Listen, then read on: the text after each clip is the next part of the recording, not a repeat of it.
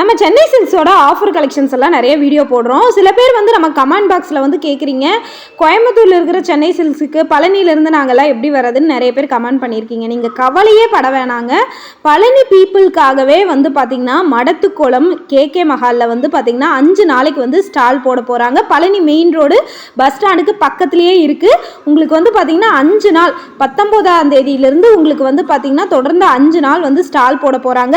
நீங்கள் கோயம்புத்தூர் ஒப்பனக்கார ஸ்ட்ரீட் இருக்கிற offer collections எல்லாமே நீங்க அந்த ஸ்டால்ல பழனி பீப்புள் எடுத்துக்கலாம்.